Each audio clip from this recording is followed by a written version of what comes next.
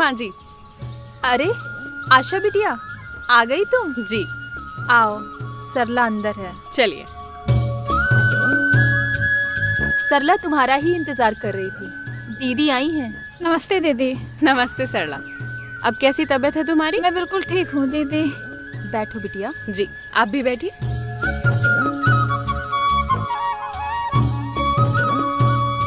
देखो, अब तुम्हारी गर्भावस्था का 8वां महीना शुरू हो गया और जल्द ही तुम खुशखबरी भी देने वाली हो।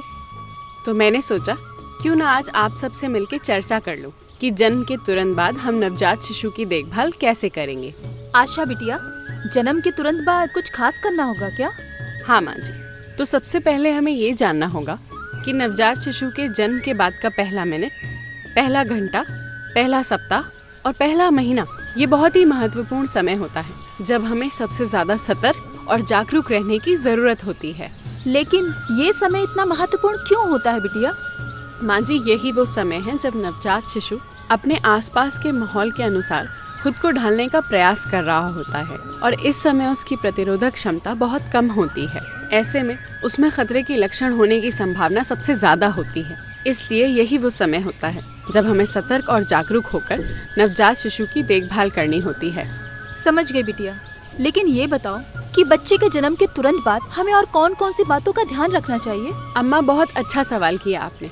बच्चे के जन्म के तुरंत बाद हमें सबसे पहले ये 3 महत्वपूर्ण काम करना बहुत जरूरी है। पहला, बच्चे के जन्म के तुरंत बाद उसे त्वचा से त्वचा लगाकर गर्माहट देने की प्रक्रिया को तुरंत शुरू करना बहुत जरूरी है। दूसरी बात, बच्चे को जन्म के 1 घंटे के भीतर माँ का पहला पीला गाढ़ा दूध जरूर पिलाएं। नवजात को शहद या गुड़ का पानी बिल्कुल न चटाएं। बच्चे की प्रतिरोधक क्षमता मजबूत बनाने के लिए जरूरी है कि नवजात शिशु को जन्म के तुरंत बाद स्तनपान शुरू कराकर अगले 6 महीने तक सिर्फ माँ का दूध ही पिलाएं और बच्चे को जन्म के 7 दिन तक ना नहलाएं, क्योंकि इस समय तक उसको गर्माहट की जरूरत होती है। इसलिए नवजात शिशु के जन्म के तुरंत बाद उसके सिर और पैरों को ढककर रखना चाहिए ताकि उसे गर्माहट मिलती रहे। साथ ही ध्यान रखें कि बच्चे की नाल पर कुछ भी ना लगाएं और ना ही उसे छुएं। कई लोग बच्चे की नाल पर हल्दी वगैरह लगा देते हैं ताकि वो जल्दी सूख जाए, पर ये बच्चे के लिए नुकसानदायक है और इससे संक्रमण होने का खतरा भी बना रहता है। बच्चे की नाल कुछ दिनों में खुद ही सूखकर गिर जाती है। यदि बच्चे की नाल पर या उसके आसपास लालपन दिखे तो बिना देरी किए तुरंत पास के स्वास्थ्य केंद्र ले जाएं ताकि समय से सही जांच और इलाज हो सके। बच्चे की समय समय पर वजन की जांच करना भी बहुत जरूरी है ताकि उसके सही विकास के बारे में भी पता चलता रहे। और अम्मा, एक और जरूरी बात, नवजात शिशु को छूने से पहले अपने हाथ सही तरीके से साबुन और साफ पानी से जरूर धुलें। आखिर दादी बनने वाली हैं तो कुछ तो जिम्मेदारी उठानी होगी, क्यों अम्मा जी? बिल्कुल आशा बिटिया, मैं भी कहाँ पीछे हटूंगी, हर बात का ध्यान रखूंगी।